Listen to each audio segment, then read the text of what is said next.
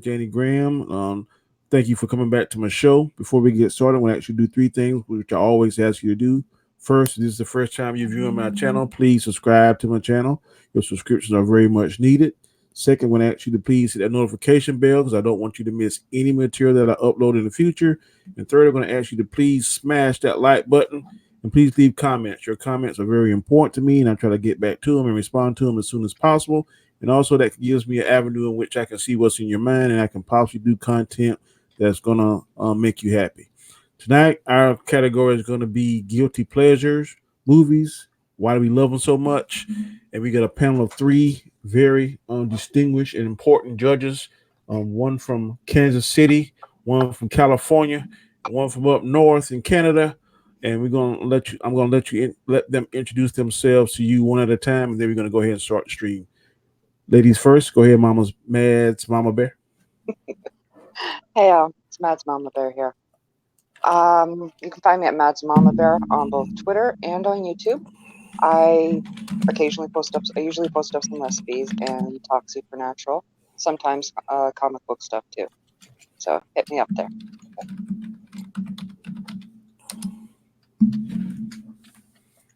All right, Chris. Yeah. Oh, yeah. You're up next. Yeah, I'm Chris Knight and Real Review 3000. You can find me there. You can find me online or on Twitter at Chris Knight 5150.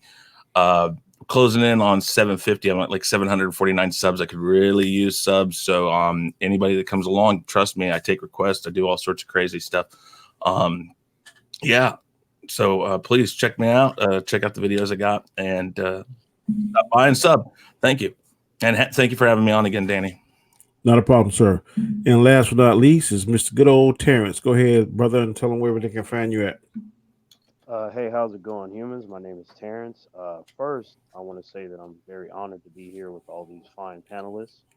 I've talked with everyone here multiple times, so good being here. If you go over to the Tremaine Terrence channel, you will find that there are tons and tons of videos on many different topics, and I always make sure that I'm honest and speak my mind.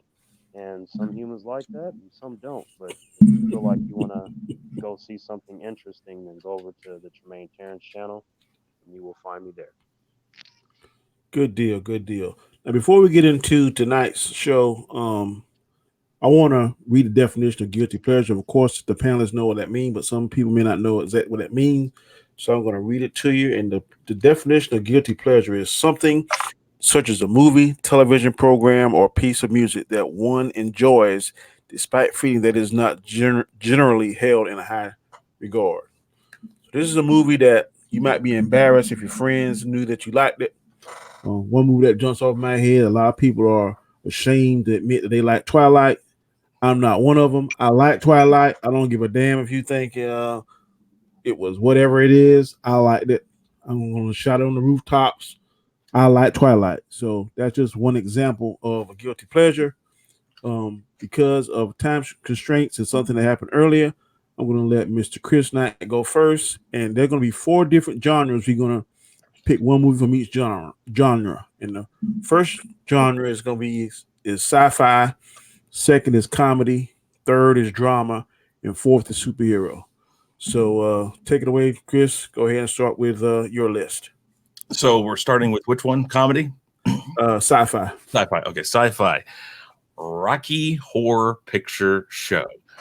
A lot of people, I mean, it's not really a guilty pleasure of mine. It's one of those things. It's a cult thing. It's like, yes, you either run to go do these things or not. I have this huge community of people I know personally. I've been going since I was 5 years old. I tell people without a shame that my uncle first took me when I was 5 years old and dressed me up as a little Frankenfurter. Rocky Horror is considered sci-fi? Well, if you think about it, it's about transsexual Transylvanians who are actually from another planet. Okay. In fact, the mansion that they're in the whole movie ends up being their spaceship, and they take off at the end. There's sci-fi stuff at the very, very end. Okay. But it is, I consider it a sci-fi. It was built around the old B movies. Okay. So I thought it was a musical, but I've learned It is a something. musical, but it's got sci-fi tone. So I classify it as sci-fi. Think about it like this. Flash Gordon is a musical in a sense because they use Queen's music to help move that movie along. And Flash Gordon is a sci-fi, and I would classify that as another one of my guilty pleasures as far as sci-fi goes. But Tim Curry, Susan Sarandon, Barry Boswick, it's some of the best fun you'll ever have. If you've never been, go and see it live somewhere, preferably someplace that'll allow you to still use lighters indoors and shoot off little water guns and stuff like that. It's more fun. You can go in online. You can find all the audience participation parts. It's you just won't find better people at those things. They're great people there. Anything from lawyers to hoodlums. I mean, anybody.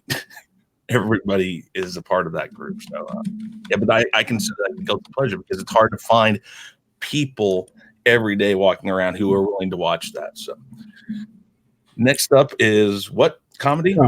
Comedy. Dude, Where's My Car? I love this movie, but it's hard to find people who like it.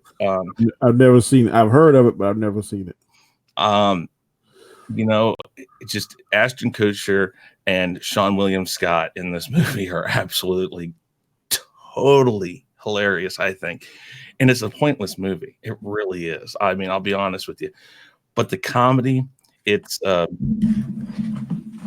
don't remember very many fart jokes, but it's a fart jokes and it's dude humor is what I would put it as. I mean, if you see it, there's a scene in there where they had to re-edit it 3 times before they would release it because it was basically talking about a sexual practice that women do to men, and they couldn't get it past the ratings board until it got edited 3 different times. And if you buy the unedited version, the original's on there, and they have this like 10-minute behind the scenes thing talking about how many times the girl who says it to Ashton Kutcher and Sean William Scott, she had to do it like 6 or 7 times because 1, they had to re-edit it. 2, she almost couldn't get it out and say it because it was so funny to do the way they were doing it. If you haven't seen it, I suggest you go see it. But no, you don't have. It's not your show, Sean. Why are you in the chat? You should be in here. Okay, and now next is Drama. I know some people would say that this isn't a guilty pleasure, but for a guy, I think it is because I love this movie. It's Sleepless in Seattle. I love that movie because I kind of relate to some of the stuff that goes on in that movie. That like star-crossed lover, you're always you're always 5 minutes ahead or behind the person that was meant for you type thing. So it speaks volumes to me. So I really like that movie. Another guilty pleasure in the drama field would be Gone with the Wind. I'm probably one of the few guys that will watch Gone with the Wind for the full 3 hours. I will. Yeah, you see, Life of Brian. See, in comedy, I would put Monty Python, but I know way too many people that like Monty Python to think it's a guilty pleasure. So around my circles, I would say it's not an issue. Last but not least, my comic book one or superhero is Hulk 2003. Is which one? Hulk.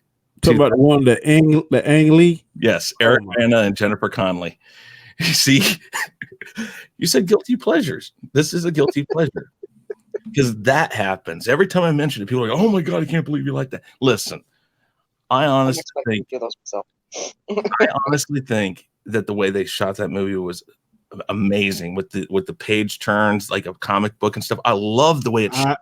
I agree. That was awesome. It is. There are parts that just slow down way too much sometimes, but I don't mind it. I like the movie. I had no problems with it. I will say the dog scene's a little ridiculous. Exactly. But it doesn't bother me too much. I mean, so that's a guilty pleasure because in this community, that's the reaction I get.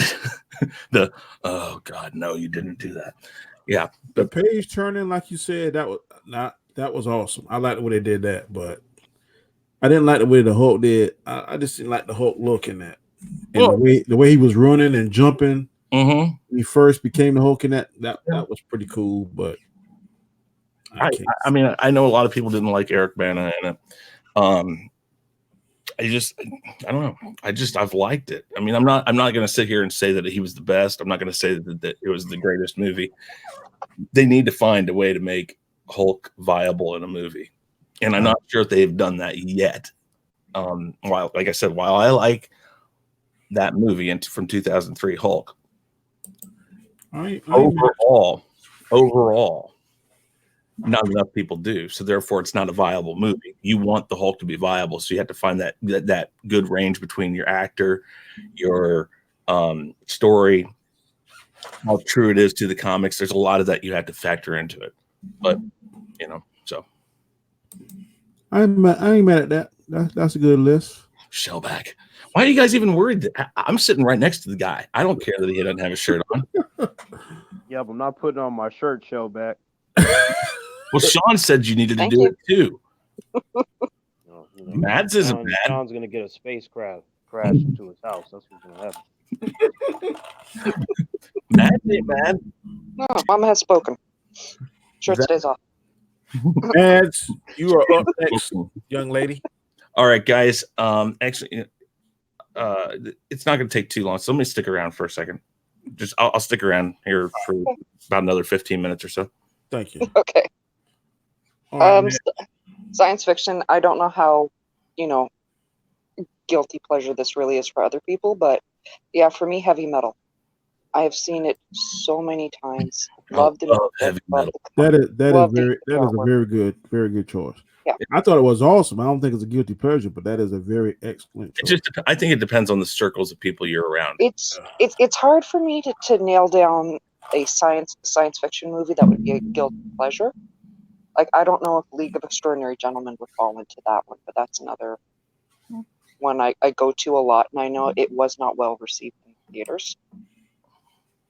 But yeah, at this point, yeah, it's cult. Though I'm not sure what category it would really fit into, because it's. I'm not mad at that. I love heavy metal. That was very good. Yeah. Next one is comedy. Comedy. Again, not really sure how guilty pleasure-ish this is, but Grown-Ups. Grown-Ups. Is that an Adam Sandler movie? Adam Sandler, Kevin, Sean Hill. Galaxy Quest is a good one. But yeah. Honorable mention for comedy with Adam Quest is where's the one where he's a golfer? Happy Gilmore. Happy Gilmore. Yeah, Grown-Ups, I love that. The one with like David Spade, Chris Rock, Adam Sandler, like those guys. That's the one. Mm-hmm. That's the one. Yeah. I like that. I like the way that they all play off of each other. It's really entertaining. That's Saturday Night. See that they're friends. Saturday Night Live crew. Friends on the other side of the camera as well. Which one? What? I said it's the Saturday Night Live crew there. Oh yeah, you mean Grown-Ups? And Grown-Ups? Yeah. Oh yeah. No, I love that movie. Mm-hmm. I go back to that one a lot, and for me, for comedy, that's kind of rare unless you're talking like Buster Keaton level comedy, that kind of era. The Stooges, all of that, because I grew up with that kind of stuff. Okay. Drama was a hard pick. My first instinct was actually Practical Magic. Oh. That one has a soft spot in my heart. Always will. But another one was Serendipity.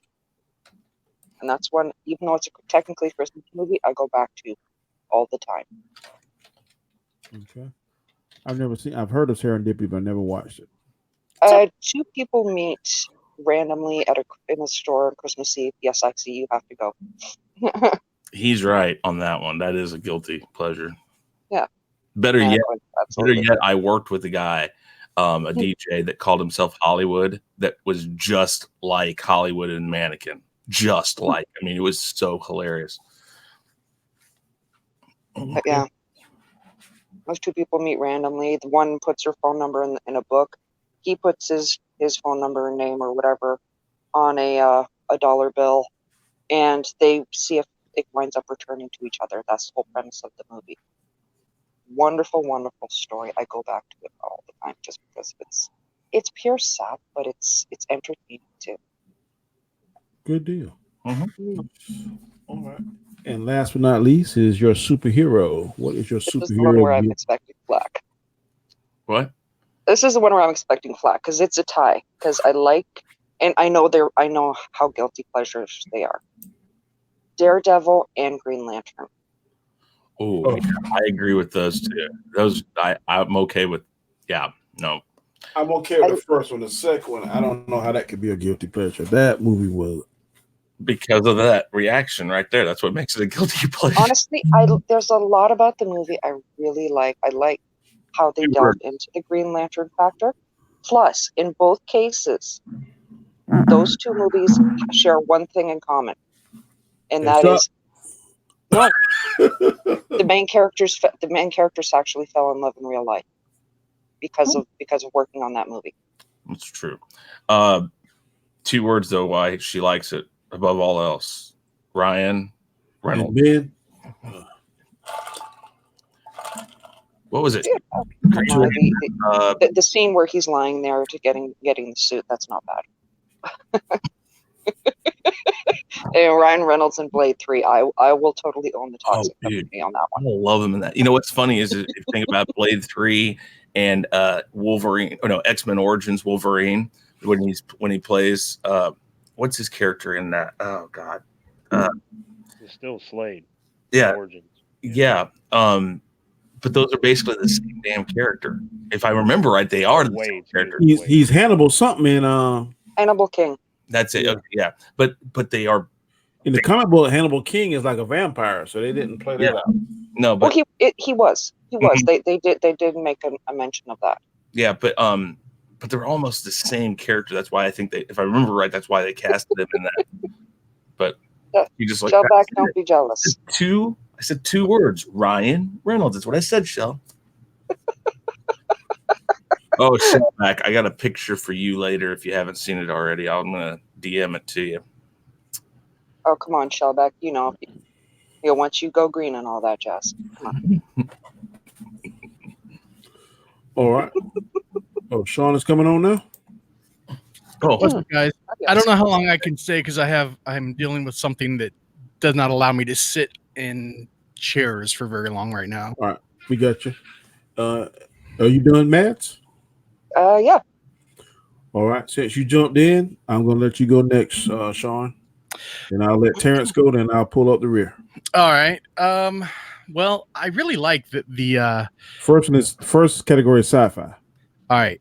Sci-fi, I'm gonna have to go with Mads, her choice, heavy metal. I mean, it's not one that a lot of people really think about anymore, and it's really kind of the definition of a modern cult classic. I mean, Chris's was really good too, Rocky Horror, even though, I think that is probably more mainstream these days than even heavy metal. Oh, I don't think so, because I know a lot more people that sit down and watch heavy metal than I know that will watch Rocky Horror. But I mean, there are the Rocky Horror conventions and stuff. I mean, there's nothing like that. Yeah, but heavy metal, if I remember right, I know it was a magazine for years. I think they still do it online, and it's still got a really huge backing. Oh, I didn't know that. I mean, I don't know, because I'm just saying that I know both sides of that. I know both of those communities because I love both of those movies. I will honestly watch heavy metal more than I'll watch Rocky Horror because I have people that would watch it with me. Heavy metal is just so far out there. I mean, great. Beautiful. I mean, just the way that put it this way. The animation still is amazing. Yeah. And then you've got the theme song from Sammy Hagar, in his prime. The music, period. Oh God, the soundtrack is. I mean, and then they tried to They did Heavy Metal 2000, which was subpar compared to. It was trash. Yeah, it wasn't horrible, but it was not heavy metal. No. I mean, I remember I remember one time when we were very, very young, we watched heavy metal under the influence of something, and it was very, very, very trippy at that point in time. It was fun. Yeah. No, what I loved about heavy metal is it has like 6 different stories or something like that. I can't remember now, but it's Yeah. all one story. It's been years. I need to see that again. I mean, We should do a watch party on that. we should. We should. Yeah. So heavy metal, definitely for me. That was a great one. And Next one is comedy. okay. See, with comedy, I don't really find a whole lot of guilty pleasures because I find a lot of I guess what people would call obscure stuff funny. And I guess I'm kind of like I've always kind of gone off to the beat of my own drummer, so I've not really considered guilty pleasure with comedy. But I guess I would probably have to go with I can't pick just one. Some of the early Adam Sandler stuff, like what was it called Going Overboard or something. He was like really young, and some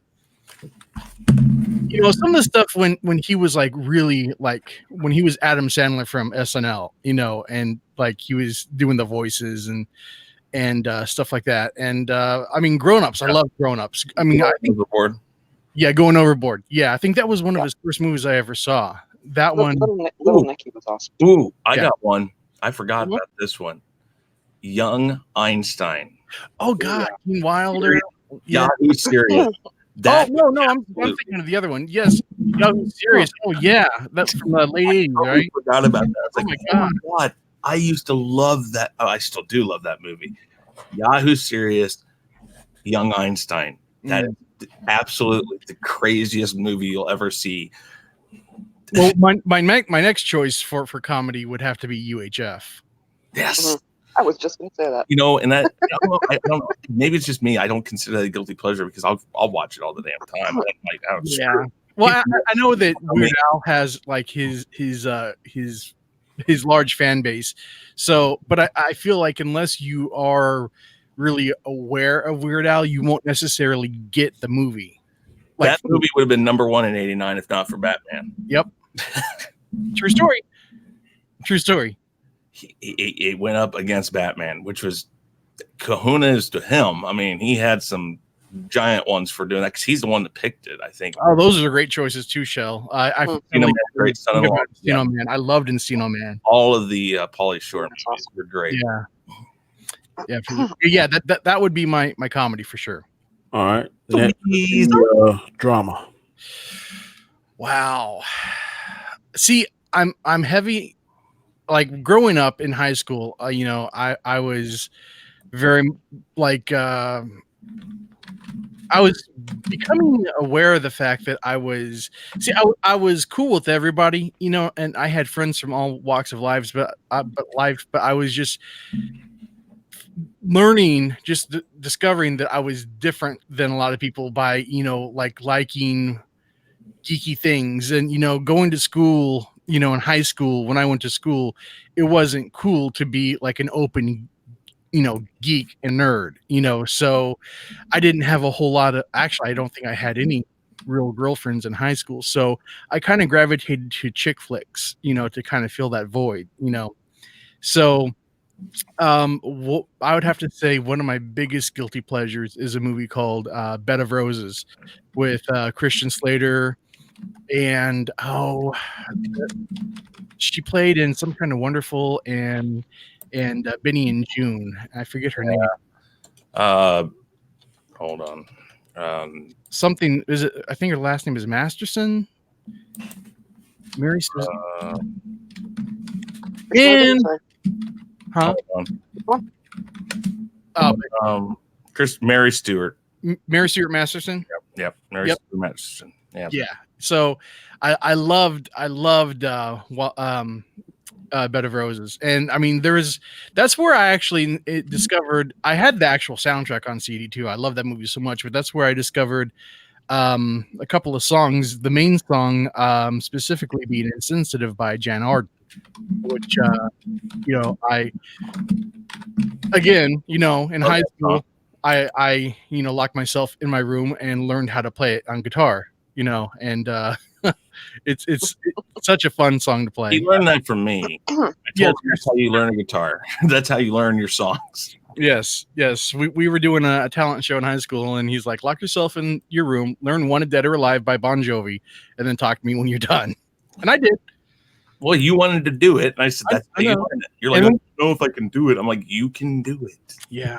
You can do it." But yeah, that is for sure, probably drama. I mean, because I don't know if you guys have ever seen that movie, but it is like she has like a form of PTSD when it comes to relationships, and I mean, I think it's probably, if people would actually go back, because it didn't do too well. But No. if you actually go back and you check it out now, I think it is more relevant in today's times than it was back in, say, like what, 96 or 95, something, whenever that came out.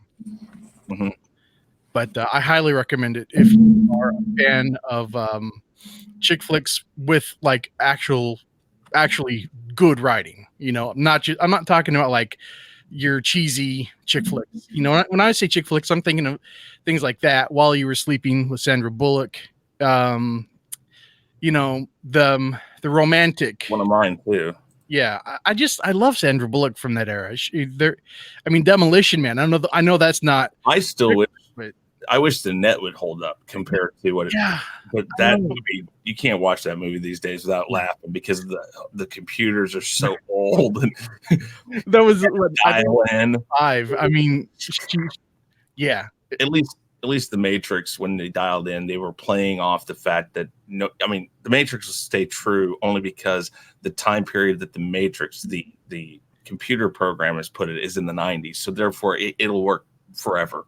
Well, true. The net did it. That was real life, and it's like, oh God, watching that movie now is so bad. But in 95, I mean, that's basically what we had. I mean, but yeah, for sure, Bed of Roses, and I highly recommend it to everybody. Well, there's another one. Besides, it reminded me of another one I was going to put in the drama. Hackers. Oh yeah, Hackers. Oh my God. Yeah, with the roller skating and all that. Well, it was actually not roller skating; it was blading. Blading, and yeah, Angelina Jolie before she got developed. Yeah. You done Sean needs a moment now. No.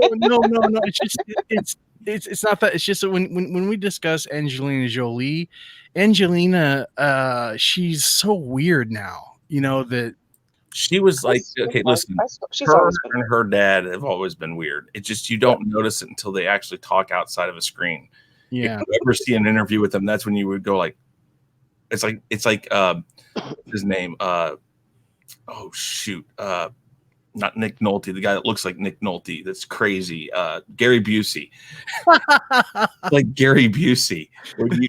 He can sometimes play a part and you're like, okay, cool, good. And then he talks about the movie and it's like, let's say it was like, a Western. And he's like, well, when we were in the spaceship and I got beamed up into the spaceship, it's like, dude, what are you talking about? That's literally how he is on an interview. It's like whatever he's talking about, I'm pretty sure he got brain damage from all of their roundhouse kicks he got in the head from Mel Gibson and Lethal Weapon. Probably. He probably thinks he's still in that movie. Probably. All right, what's the next one? All right, last one is superhero. What's your superhero guilty pleasure movie? And what's mine, Sean? Yours was Hulk. Yeah, you know it though. Yeah, and that is a trash film. See, pleasure. That's why it's a guilty pleasure. See, that's why I call. That's what that one was the easiest one of them all. I'm sitting there going, oh my God. I mean, I went to go see that in the movie theater, and I thought it was trash. Like back then, I mean, it was just, oh God. You're allowed to have your opinion, though. It's cool, man. It's cool. Like as John Campea says, all film is subjective. So, Yeah, that subjectiveness is really crazy. It's actually funny that you pop up Dredd, because my guilty pleasure superhero film is Judge Dredd with Sylvester Stallone. Oh God, I don't count that as a guilty pleasure. I mean, it's I kind do of because porn people at the time. didn't like that version of. They like Stallone's Dread, but there were complaints because he wears his helmet like more than like 5 minutes, and Rob Schneider, the whole Rob Schneider aspect of it. I love Carl Urban as Dread. I think that Carl Urban deserves a sequel to Dread in some. I haven't seen the new one. Well, it's really good. But I think Stallone could have been. Stallone could have been He could have been the ultimate Dread if they would have given him the script. Yeah. But I mean, there was good things about the Stallone. Oh yeah. I mean, come on, that whole shell thing that was. I like Dread better than That's Judge like one of Dredd. the. Yeah, that's what I'm saying. I think Stallone could have been the ultimate Judge Dredd because of his persona. If they would have given him the script, if they'd have given him a better script, I think we'd be looking at his movie as like the pinnacle of Judge Dredd on film. I kind of like the helmet, wearing the helmet the whole time a little bit better than the. Yeah. And that was a lot of people's kind of like Mandalorian. Because they explored the outer area storyline, which for the first movie that was not the way to go. That happens in the comic books, but I mean, in fact, a lot of that movie was taken. Parts of it were taken from the comic books, but the problem is I don't think that's the way you introduce that character, because again, that character's kind of like wait, hold on just a second. Did I just see somebody list Back to the Future as a guilty pleasure? Tony, really? What the heck? That's not a guilty pleasure. That is that's iconic. Man, that is an iconic film. Yeah. But I place it like with Blade and with Spawn, is that there's a way to introduce it and there's a way not to introduce it. Stallone's version was not the way to introduce that character, or the movie to introduce him in. Of those three, Blade's the one that did it the best. Blade introduced that character very well. But Spawn was really not the way to do it, that movie. And then Judge Dredd was not the way to do it. And I haven't seen the new one, but I have heard a lot of people say that it's much better and it does deserve a sequel. It just didn't make the money. Now, how would you like too much on it? How would you like though if they did a sequel to Dredd and had Stallone play one of the judges? I'd be down with that. That'd be interesting. Let him play a different. You know what Stallone can do? Stallone has the acting chops. It's just, if he wasn't like Stallone's won an Oscar. Come on. Yeah, I mean, come on. For writing, for that matter. I mean, come on. I think Stallone would be a good one of the head judges. Yeah, that's what I'm saying. And then, no, I mean like on the panel. Yeah. And then something catastrophic happens, and he got to go back and team with Dredd. Yep. He won't be Judge Dredd. He'll be Judge whatever. Judge Stallone on Judge Rocky. He'd be like Judge Balboa. Hey, Judge. Another one that I forgot to mention for comedy guilty pleasure. I don't know how many people consider this a guilty pleasure since it spawned a TV show loosely based off of it, but Teen Wolf with Michael J. Fox. Teen Wolf 2 would be a guilty pleasure. Yeah. Ooh, I wouldn't even consider that a pleasure, to be honest. Somebody likes it. It's like Grease 2. Grease 2 would be a guilty pleasure. I don't know who would admit to Grease 2. Teen Wolf 2 should be put down. Grease 2 is basically Grease on stage during the movie, because they're doing the original they're doing a musical based off of what was supposed to be real life of the first movie, which was totally ridiculous to put into a movie. Yeah. I mean, Michelle Pfeiffer's in it though. I mean, it has its yeah, I mean, she had to if she had to be in Grease 2 to play the ultimate Catwoman in Batman Returns, I'm good with it. Yeah. Mm-hmm. So there's I think she landed Catwoman more because of Witch's Beastwood. True, and I think there was somebody else that was in the running for the role of Catwoman before she was cast. I want to say Sean Young for some reason, but I could be wrong. But I'm so glad it went to Michelle Pfeiffer because her portrayal was, still to me, it is the definitive version of Selena Kyle, and I think it very much. No, Oh shoot, who was it that was really going out of their way to get it? That might have been Sean Young. I think it was Sean Young. What I've read is, man, she did some weird stuff to get it. Like she would go to she'd call the casting director and her for like 5 minutes on the phone.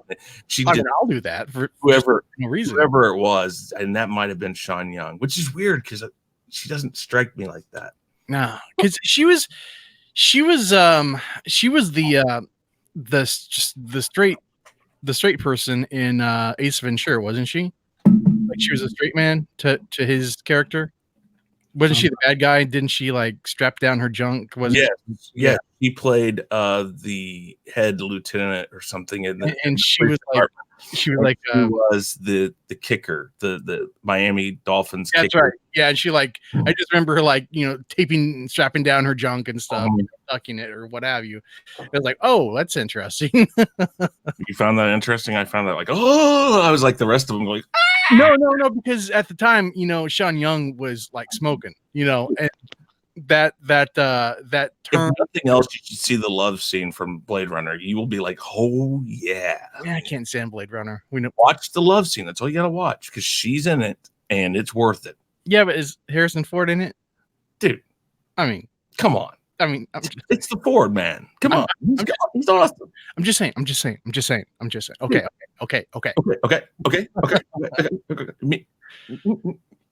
What? There's another guilty pleasure. Night at the Roxbury. Yeah. When that movie came out, we were like bobbing our heads like that all freaking summer long, man. It was ridiculous. I had the soundtrack. I love that soundtrack still to this day. I believe that you two went around doing that. Oh yeah. If there would have been like cell phone recordings at that point in time, we would show you. I'm telling you, we would have ruled YouTube back in the day for sure. I've been on enough chats with you that I can see that you guys would do that. Yeah. Okay. For sure. That's your list, Sean? That is my list, sir. All right. Before we get to Terrence, I'm going to ask everybody on the chat. We got 15 people. That's awesome. Please hit that like button. And now I am very interested in seeing what this guy has. He's been sitting very quiet and patiently. Yes. He has the floor now. Just one thing, because you did pull that up. I don't remember who it was, but someone said Freddy versus Jason. I'm not sure how much that classifies as a guilty pleasure, because that was a great showed off both of them beautifully. That was something that people have been clamoring for a lot of years. If we're talking about Jason, like I would probably go with like Jason X over Jason in space. Yeah. No. For me, Alien versus Predator is in the same kind of concept, where that was an excellent movie, showcased both of them at to their heights. Robert Downey Jr. AVP, the sequel, though, yeah, that would be classified as guilty pleasure. Yeah. Terrence, you see, the thing about Terrence has a wide taste in movies. Yeah. So I'm very, very interested to hear what he would consider a guilty pleasure, because I've never really heard him say like anything bad about a whole lot of movies. I mean, you say he did off the top of his head, so I'm very interested in what his course is going to be. Terrence, please dazzle us. Okay, yeah. So, first off, like all these movies I'm gonna name are all trash. But what's the first category? The first one is sci-fi. Okay, sci-fi. It's a movie called Barbed Wire. Oh yes.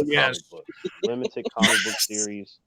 The comic books themselves, a little mediocre, but you know, Pamela Anderson fit that character so well. And the story is awful. The acting is terrible. And Pamela Anderson, she can't act to save her life. But it was like, her boobs were hanging out the whole movie. And she had like a bathtub sequence with the bubbles going everywhere. And I'm like, you know what? This plot is about a hot nightclub owner that sometimes does bounty hunting. And I'll tell you what, if she were coming after me, I would surrender. So it's just one of those things. So it's clear who they marketed that film towards. It was Terrence. You would surrender to her then. I don't know about now. I guess it depends on what she's wearing now. But I Mm. don't yeah, know, Terrence. I think you might end up whooping her ass just to get her away from you. maybe. But you never know. It depends on like the time of the month. But you know, I will give him props on that one because barbed wire was so cheesy you could make cake out of it. It was Yeah. good. It was good. yeah, That's very like good. I remember I watching. I wouldn't. was like, "Oh, she's hot," but this is dumb. Yeah, it was Yes. like I don't We can't care stop really what watching she's it. doing. Can't Just like stop I watching didn't it. care nothing. Nope. Like the It was, villain in it the was movie was trash too. Yes. I was like, I don't care. Where's Pamela Anderson? It was Exactly. like there was a couple scenes where she was not there, and I'm like, are we getting another like bathtub sequence? Exactly. Or, Mhm. what? Throughout the movie, I was just like, "But she can take another bath. What's up?" Right, it right. was It's it was been like too long. Sharknado. Oh man, Sharknado! Like all of the Sharknado movies are better than the barbed wire. Oh my god! Oh man, those movies are trash too. But Mm. at least at least with barbed wire, I I get some Pamela Anderson. So I have a soft spot for those cheesy B flick movies though. The cheesier it is, the better. I understand. Yeah. Ninja that would was said that mine would movie be was Superman Quest for Peace. Well, that's not a lie, but I don't consider that a guilty pleasure, sir. I consider that one of the better Superman movies. Much to Danny's dismay. yeah. Not Like just I his. mean, the movie is bad. It's like if I'm doing the dishes and I put something on in the background, I'm like, yeah, I could throw on barbed wire, and every couple seconds, like, damn, Pamela, go back to doing some dishes. Mm-hmm. Continue on what I'm doing. Oh yeah, you brought up some good memories from that movie. That's your only sci-fi. You got another one. There's No, that's just off the top of my head. I I mean, got I you. would have to think a little bit more. Terrence, I got a question for you, man. So, like you mentioned, like washing the dishes, you pop in, you see, a little bit of barbed wire, like, damn, Pamela, since there are like bad scenes in barbed wire, like what is the ratio of like you popping in and watching a little bit of barbed wire, than like breaking a dish on purpose because it was trash? Well, it like what I pay attention to is how she sounds in a scene. Like she can't act, but like if she lowers her voice just slightly, I'm like, oh, that might be the bathtub sequence. So I pop in real quick. Then you and, pop in really quick. You're like, ah, damn it. Right. I'm there like, were all two right, things in that movie that I really liked. Two things. Great one, Crawl. Ooh. That was Kevin Sorbo, wasn't it? No. No, I think that was pre Kevin Sorbo. Wait, Crawl the Conqueror? Yeah. Mhm. Not Crow. Crow when he had that little thing. Yeah. Like a star, and it only did. Oh yeah, that Crawl from 1983 or Yeah. like Yeah, this one. yeah, that's good too. Again, it was one of those cheesy. So cheesy you could have made cheesecake out of it. Ken Marshall. It reminds me of kind of from the same era. What was it, Starman? The Glade. It's called. Liam Neeson was in that. Liam Neeson. Yes, Liam Neeson was includes early performances of Liam Neeson and He was one of the Who's Liam Neeson? Liam Neeson, the guy that does on Jen. Oh, Liam Neeson. It depends on how you want to say it. Neeson, fine. I don't give a Neeson, Nelson, whatever. I say it wrong. One doesn't. One name is the name of like a hair metal band fronted by two brothers. Hair metal band? You really are going to give them that credit? Let's talk about guilty pleasures, Mister. Those were Ozzy and Harriet's sons, actually. Yep. No. It was Ricky Nelson. Yeah. Okay. Yeah. Now, Terrence didn't take away your time, so let's give him his time. Sorry, Terrence. Sorry. Go ahead, Terrence. Next one is comedy. Comedy. The Ladies' Man, starring Tim Meadows. Now, I just find the movie to be entertaining because you have this little black kid named Leon Phelps, and he's raised by this guy that has enough booty to last 3 lifetimes, and he's given one rule, like, don't mess with my main girl. And then, he's just like, he loves me. I can do whatever I want. He ends up bending her over on a Tuesday night. And the scene transition is he's thrown out on the streets and he just finds some more booty. Like the plot is, the plot is as, the plot is as thin as any piece of tissue paper you would find, but it's just the Leon Phelps character is just like funny to me, and his whole thing is like, oh man, I'm just gonna get this girl and that girl. And he has this huge little journal with like countless numbers, and we don't know how many numbers are in that journal, but it's implied that it's like for every few blocks that he walks, there was like maybe 10 or 20 girls that he slept with. So it's like, it's And he's ridiculous. never short on a glass of cavatier. Right, and and you have a Will Ferrell is in that movie as well, and Amber Thiessen, like when she was still hot. right, and he started a group where all the guys, are victims, and he took their wives or whatever, and they're all trying to murder him the whole movie. And Wasn't that a Saturday Night Live skit? Yeah. yes, it was. Generally, unless it was like the first Wayne's World movie, I don't think there's ever been an SNL movie that's been a bona fide hit. I could be wrong because they're usually Coneheads. Coneheads. Well, Night at the Roxbury wasn't like it wasn't that hit, but it wasn't bad. no, Yes, it but was. I mean, it's a guilty pleasure. Oh wait, there's one that's even better than and better received than what you just said. Which one was it? Wayne's World? Coneheads. Wayne's World. Blues Brothers. Oh, okay. I have to give it up to the OG SNL film. Yeah. Hey, we can't forget Coneheads because like that was popular as hell. No, Like, you're right. You're right. Yeah, Coneheads like was legit. I hadn't seen haven't that forever, and the fact that they took it, that it had been that long after the fact, and it actually did what it did. Yeah. Yeah, my dad was so giddy when that one came out. mhm. I love that movie. I mean, when it comes on in reruns, man, I don't care. I'll stop and I'll rewatch it. It's just Matt. Yeah, I wouldn't consider it a guilty pleasure because like all the kids I knew, we had seen Coneheads like 3 million times. I would not consider that a guilty pleasure either because it's like legacy SNL, man. You know. It's like really Galaxy Quest is one of those I don't consider a guilty pleasure. No, I love Galaxy Quest. It's a great movie. It was really well executed. I mean, You broke the bloody ship. No? Right. yeah. Just the whole I concept. just saw it as the funny version of Star Trek. That's Exactly. why I loved it Exactly. so much. Yeah, well, it was all based off of behind the scenes stuff that happened at conventions and stuff. William Shatner had actually yelled at fans before like that. He walked off the stage and saying, "I am just me. That's all fake." I mean, he'd actually done that. It was all based off of reality about how they hated each other behind the scenes. Leonard Nimoy went a long time there where he didn't want to do any of the Spock stuff. Yeah, and so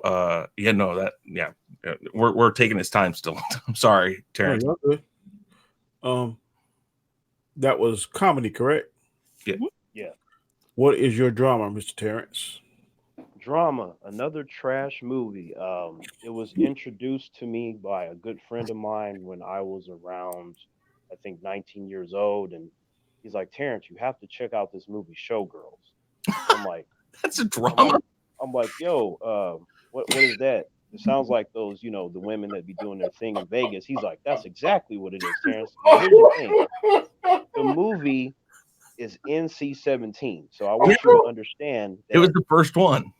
right. It's basically the closest you can get to a softcore porn without it being a softcore porn, right? Elizabeth, And was it Elizabeth Hurley? No, it was No. it was Jesse Elizabeth Spano. Berkley and Elizabeth Gina Berkley Gershon. in that. Yeah, it was Jesse Spano from Saved by the Bell, so that's why I watched. I was like, "Ooh, Jesse!" All right, Oh my Right. God. So That hot tub scene. Oh my gosh! Mhm. I'm like, the movie is filled with nothing but sexy scenes the whole way, like to where like I forgot about the plot. I mean, I remember now talking about it, but like was there? you just have this like you have the sexy drifter that she's like, I want to make something better in my life. Time to go to Vegas and be a dancer. Yay. And then she Dude. gets her stuff jacked like before she gets there, and then she gets there and it's not really what she thought because she doesn't like being looked down upon or insulted. And the guy that's running the whole thing, he's like, yeah, you got to have more of a stronger spine because guys are going to be looking at you and saying things, and you can't be freaking out every time you hear something that you believe to be negative. So, Wow. This is the first time I've actually discovered the plot of a movie I've seen. Right. So like, I mean, there was an actual good idea behind it. They just kind of lost it. I mean, look. I mean, I consider Showgirls like a movie like Poison Ivy and Poison Ivy 2 with Drew Barrymore and Alyssa Milano. I've seen the movies multiple times, but I could not tell you what they're about. I love me some Alyssa Milano. I mean, she's Oh God, crazy now, but like, as long as she doesn't like talk about her agenda-loving crap, I'm good. Just exactly. She can't talk unless she's talking about doing spells as a charm one, or Yes. how her dad was Arnold Schwarzenegger when she was 8. Like anything other than that, I don't want to hear nothing. But like the acting in Showgirls is so bad. It's like I'm like, did you not take like a single acting lesson in your life? Like the delivery was so dry. It's just they're so sexy that I'm like, they don't really have to deliver with their lines because they look nice enough. So you're like, yeah, you really don't got to the one that talk. they just came out with Jennifer Lopez. Hustler. Hustlers. That's like. I mean, I've heard good things about it though.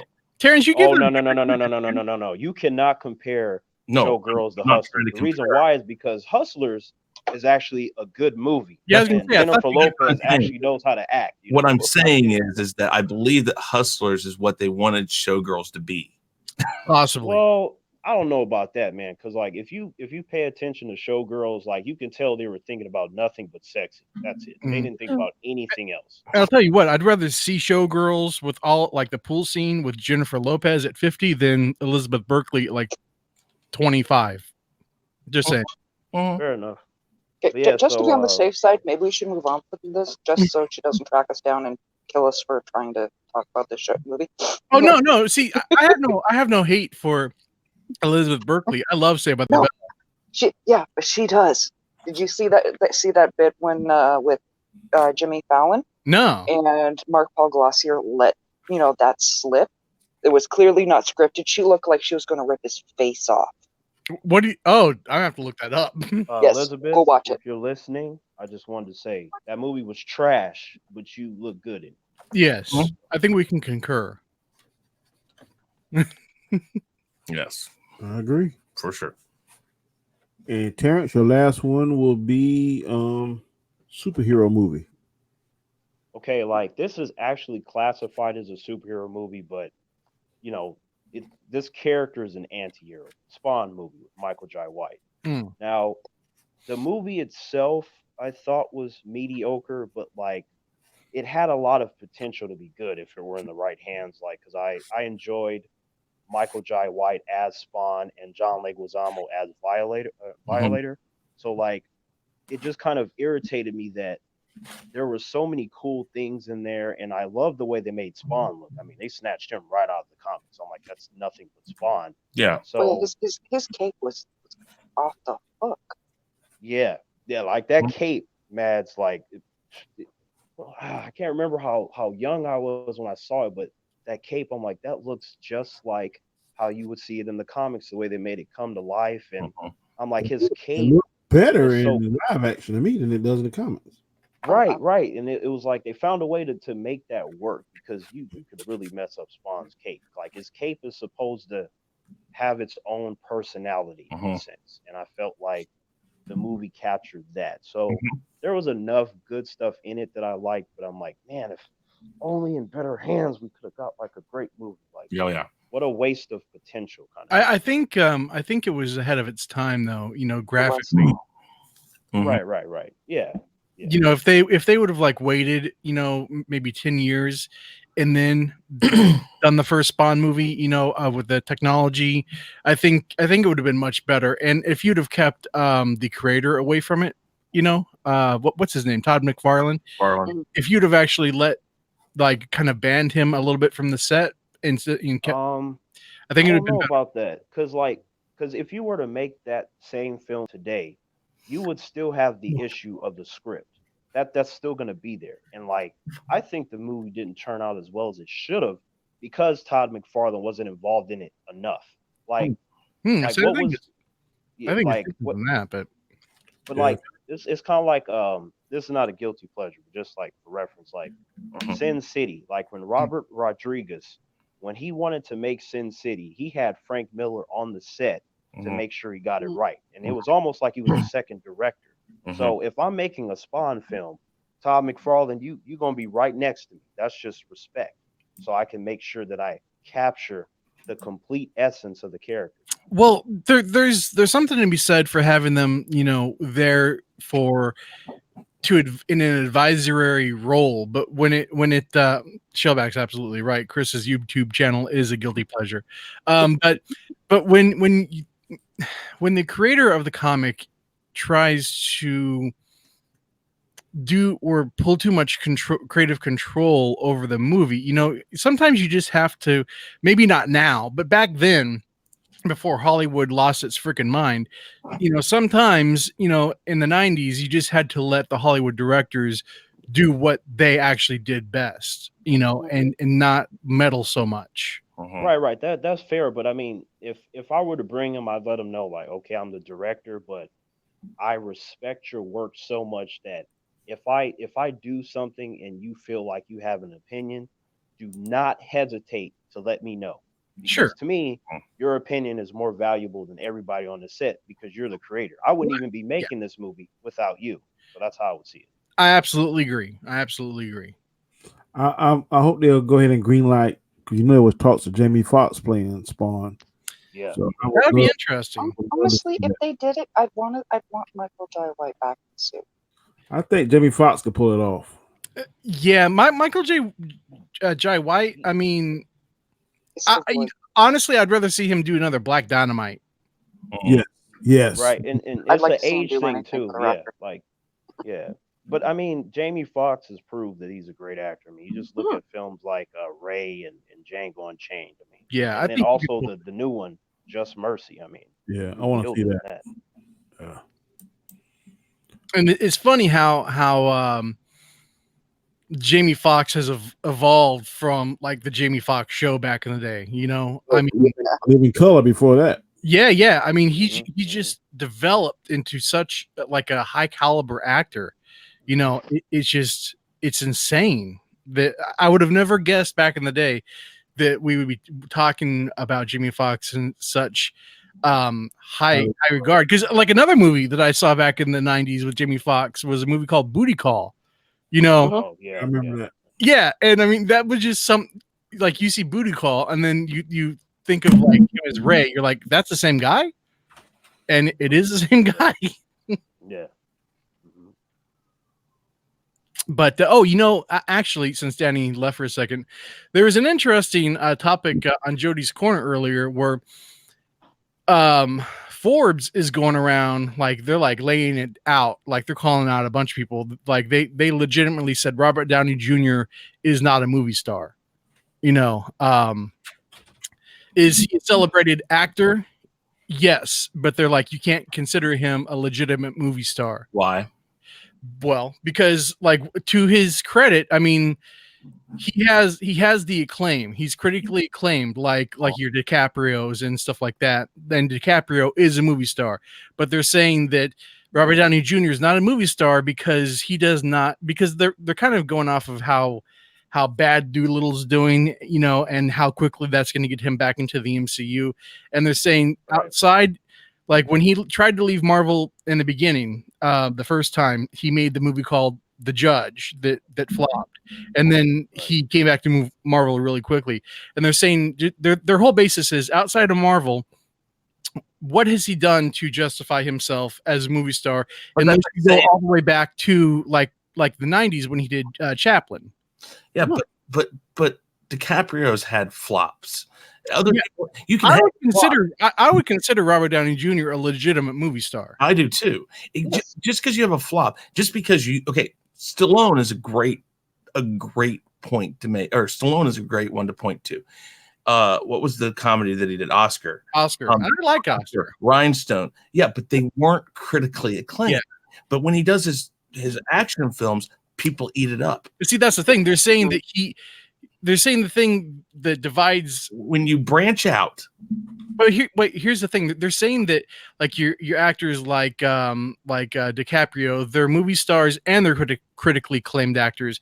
You know, actors like Tom Hanks, they're movie stars and critically acclaimed. They're saying that Robert Downey Jr. is critically acclaimed. He joins that category, but he's not like a full-blown movie star. 4 words: Joe versus the volcano. You cannot say but that.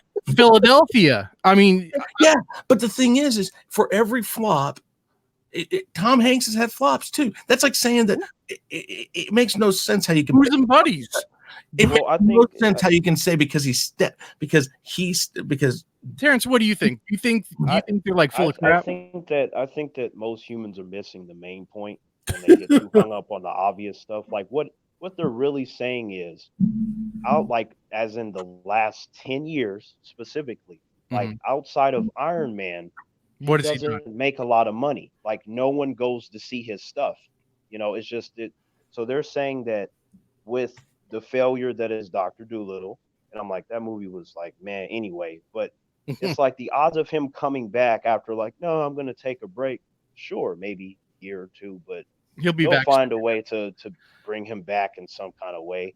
And that's fine. I mean, I think that he's talented. Like I've seen his older stuff, but the focus point is recently. Outside of Iron Man, how many hits has he had to where you're like, oh man, like this Robert Downey Jr. movie has made a bunch of money? But the question you have to ask yourself though, Terrence, is do you lose movie star status just after flop over like time? Because I mean, in the 90s, before he had his trouble and went to jail and stuff like that, you know, I mean, like Chaplin, I mean, he got all kinds of nominations and shit for that. So, I mean, if you were considered a movie star once, how can that be stripped from you? Well, that's an easy question to answer because, like, if to be honest, like, a lot of humans ask that.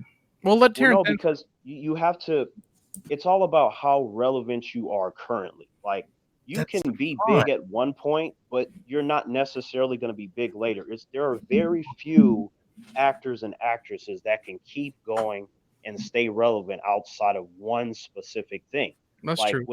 If you look at Arnold Schwarzenegger and Stallone, they have to do very specific things for anyone to care about going to see them. That's what makes not you the way they used to be. That's what makes you a movie star, though. And when they go out of it, okay, Tom Hanks did 2 Oscar performances in a row. I believe it was Forrest Gump, and then he did Philadelphia. Then he could have done a third. I can't remember what the movie was he thought about doing, but because he liked working with Meg Ryan. Castaway, too. Well, yeah, but that's later on. But he did those 2 movies, got 2 in a row. People were talking about, oh, he's going to get 3 in a row. And I think at the time it was like either nobody else. Oh, right, he did You Got Mail with Meg Ryan instead. But look at what Tom Hanks just did. But look at what Tom Hanks just did recently. Since you want to bring him up, the whole. I'm just you saying, be my neighbor. I'm asking you a question. Oh yeah, I'm asking. Like he could possibly win an Oscar. Like so that like he's very relevant at this moment. But I'm talking about. I'm asking you about that time. So he did those 2 movies, and then he went and he did Joe versus the Volcano, which was a flop. Just okay. So does that mean he lost his movie star status, even though he went right back out and made like The Green Mile? I think was the next one he did, and he got an Oscar for that. Okay, yeah, but these are very specific terms. It's not. You're talking about one movie that he's dropped out of, and we don't know what the next movie is going to do. The next movie, but there's not been on specific terms. Like it's not so much that you're no longer a movie star per se. It's just that with Hollywood, it's all about this. What have you done for me lately? Right. That's how it works. He's going to go back, he's going to find something, and then he's going to be right back there. I don't think it matters. I mean, I can't think that just one movie cuts. He has not had. I mean, it's not about one movie. It's about the recent track record in the last 10 years. In the past 10 years, Robert Downey Jr. has not had a hit that's not been an MCU movie. So who cares? Right. With the exception of like the first Sherlock Holmes, right? But well, that's true. Yeah.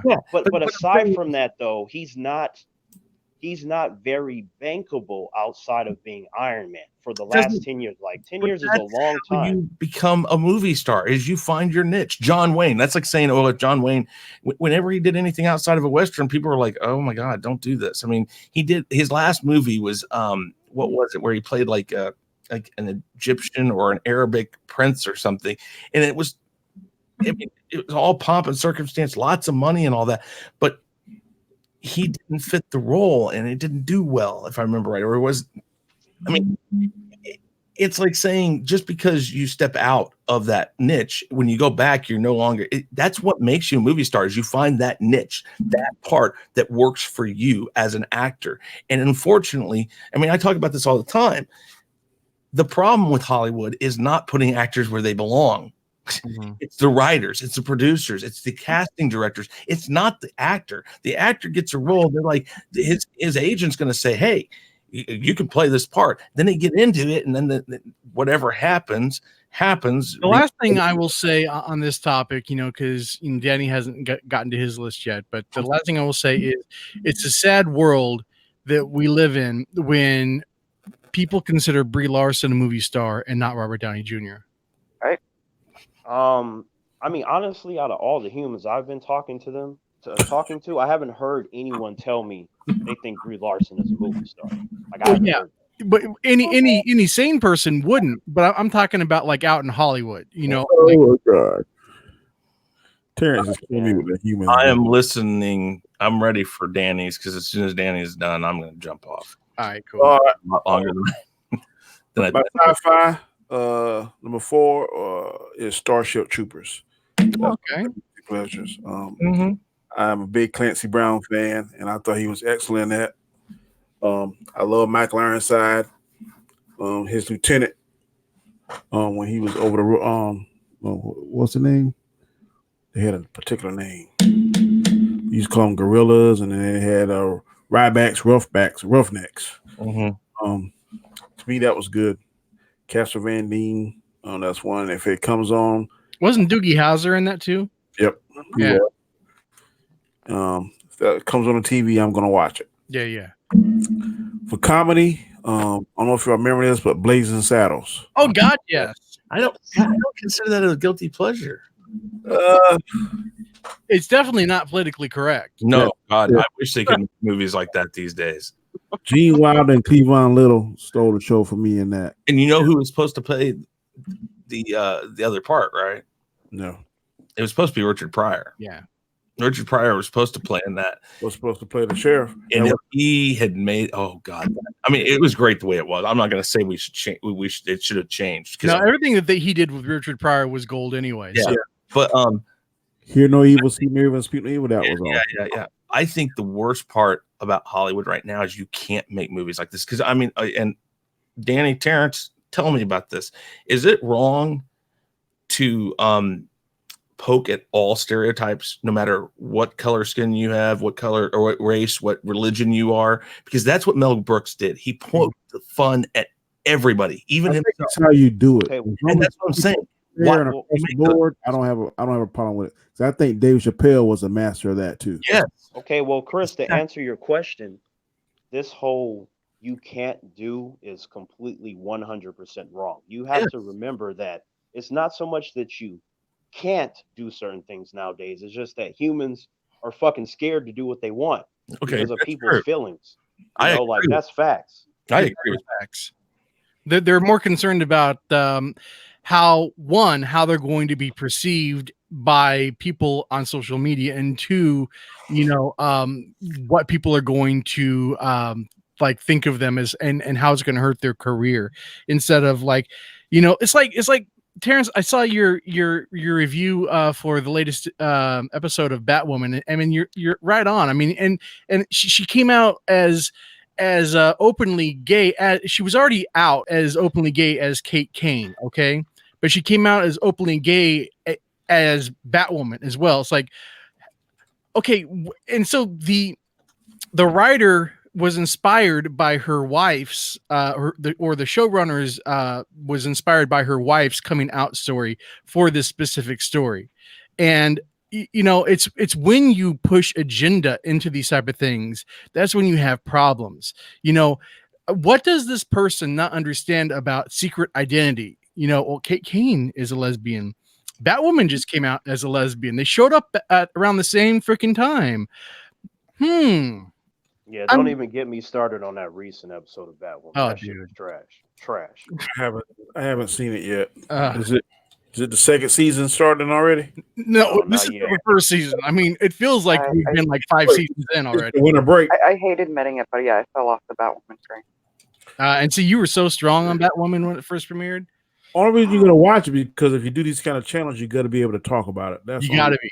And that's Danny, the only they reason I almost watch killed her. She almost died at the beginning of the episode, like right after Crisis. Yeah. She almost dies in the first minute of her episode back. I was like, Because, like I you was said, not a Terrence, fan man, of these. you thought she was going to come back and have her crap together, right? You know? No. Is she on the No. same planet as the rest of them now? Yeah. Yeah, Earth Okay. Prime. I bet you they're gonna do World's Finest with her and Supergirl. If they do that, it's going to piss me off. Well, you prepare to get pissed off because it's coming. I know they hinted Yeah, at it it's in the last definitely coming. crossover, but you know, if they actually go forward with this Superman and Lois series, man, World's Finest is Superman and Batman. You know, man. They don't have. Yeah, this Supergirl Superman is just trash. That Yeah. dude is a bitch. I'm gonna be honest. Yeah, true story. Okay, that was funny, man. Drama. Oh Lord. Footloose. What? Yeah. Footloose. I'm ashamed to say it, but whenever that movie comes on, man, I always watch it. Like, yeah. Everybody dance, everybody dance. Now, if you're talking about the remake, okay, that's a guilty pleasure. No, I'm not talking about the remake. I'm talking about No. He's got the infection from Kenny Loggins, man. He's got the Kenny Loggins fever. He's got to dance. Oh yeah. I can picture him dancing along with the scenes. Yeah. He's doing the Kevin Bacon move. Like I could see. Kevin Bacon doing all the gymnastics in the doggone warehouse. Hell no. Oh, my back! Damn it! Like I said, when I watch, I'm like, oh, I hope nobody not watches, but I gotta watch it. Like, credit, My man. wife can't stand it. She hates it. All right. And my last but not least superhero is The Shadow.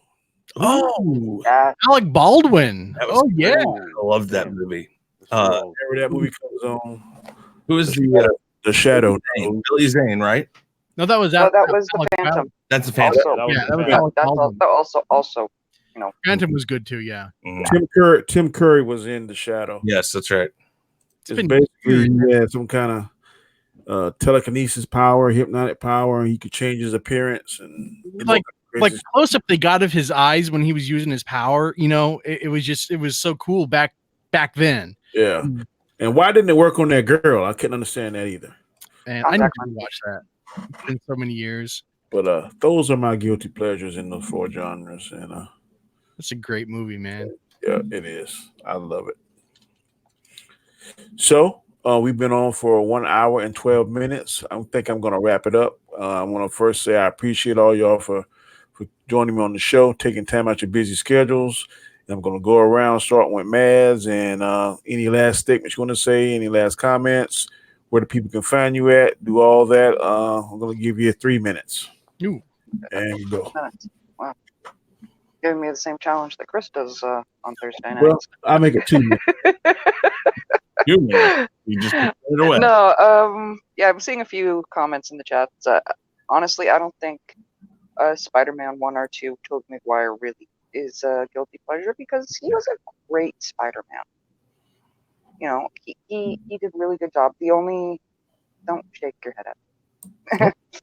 No, I don't think it's a guilty pleasure. The third one, yeah, that will classify as a guilty pleasure.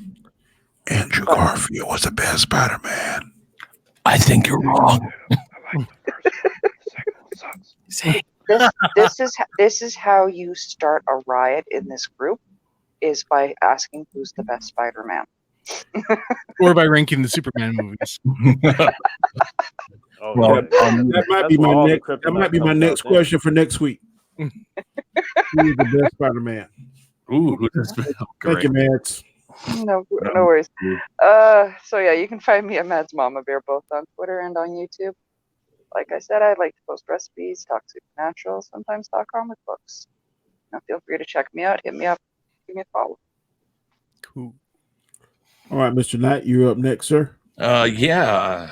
Real Review 3000. Go check me out on YouTube. Sometimes Sean comes over there, does some stuff. Sometimes I go over to his channel. He's half the channel, as you can tell by Point to me, Chris. there. Yeah, there I am. There he is. There I am. See, and I did it on the first try. I'm starting to learn this a little bit. This backwards. Hey, off topic, but I just got a notice from Streamlabs today, or no, StreamYard. They support green screen now. They Okay, I got Yeah, I saw that. yeah. I have to check that out. Yep. But yeah, check me out there. We got some interesting stuff coming up that we're going to be starting soon. Sean, Danny, and I. Yep. Stay tuned. And Let me just say the intro that we have is freaking killer. Yeah, we're gonna have some cool stuff, and it's something that we've in the past done some polling about it. But yeah, we'll go into that few weeks. Yeah. Yeah. When we're gonna launch? When did we say? Like in February sometime. February 2nd on Super Bowl Sunday. Actually, now that I remember, yeah, we're gonna. Yes. We might push it back a week. I don't know. We're going to talk about it. We'll see where we fall in place on that. So yeah. But it'd be in February for sure. Maybe will. not on Super Bowl Sunday. Now that the Chiefs are in the Super Bowl. That's true. Oh, as I said, yes, Kansas City. Right.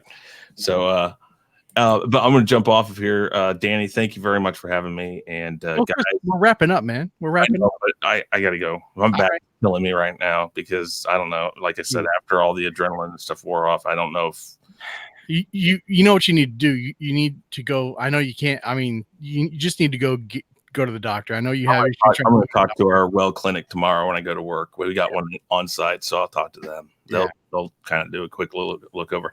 I should be fine. It wasn't that bad of a incident. Yeah, it's just you never know. So yeah, McGuire over Andrew Garfield. Oh, Shellback is throwing shade. Ooh, see that. We definitely have to do that topic, and then we'll have to do the best Supermans and Batmans, because you know the correct answer is Tom Holland, right? I mean,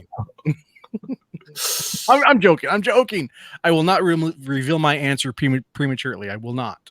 So is that going to be a whole which one is accurate more, or which one do you like the best more? Which Those is the are best two different topics. Okay. You're right. However you want to explain your point. All right, I'm going to do that next Monday. Just tell us in the chat, Danny, what we're doing. All right. So it's going to be Spider-Man. It might be all three. Well, Terrence doesn't do Twitter, so we'll have to notify him. Let me know, and if Terrence wants to come on, I will text Terrence and let him know. Fair enough. All right, guys. Good night. Later, man. All right, Terrence, you up next, sir. Your final thoughts and where the people can find you.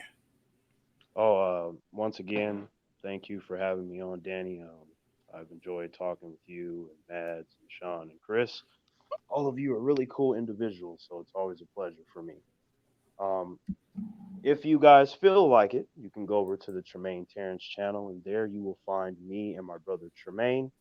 There's all sorts of interesting videos for you to check out. As long as you are open-minded, you will have a good time. If not, you will toss whatever you are holding at the screen away. And it's definitely. I got a question for you, Terrence. I was told to ask you, what is your favorite cookie? Oh, that's a trap question. I don't have a favorite cookie. Okay. Yeah, I know that came from Zod's panel because like they were just so fueled when they're like, "What do you mean you don't have a favorite? Choose one." I'm like, "Look, bitch, I don't have a favorite." Like,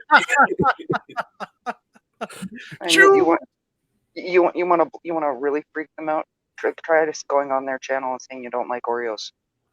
I don't like Oreos. I have my reasons. I like Hydrox. Hydrox cookies are way better than Oreo cookies. But, I don't trust any sandwich cookie. What? But, I don't trust you. I have older sisters who like to play pranks on me. Oh, toothpaste and yeah, gotcha. No, grasshopper.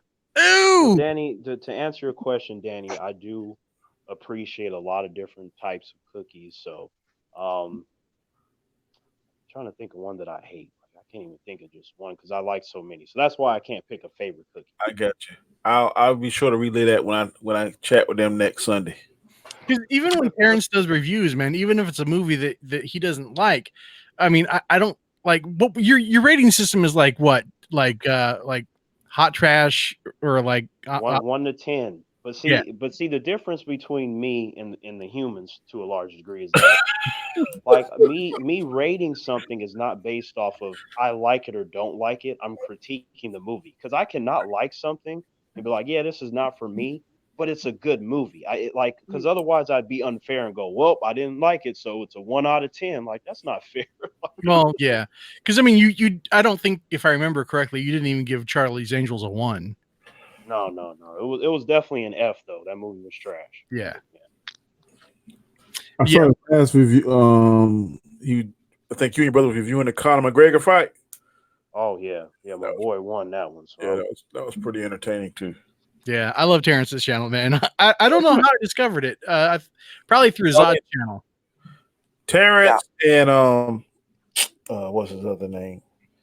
Magnus are most Tyrone Magnus are those two I chuckle at the most out of any other channel. I'd like to see Tyrone and Terrence do a stream together. That would be awesome. Yeah. That would be awesome.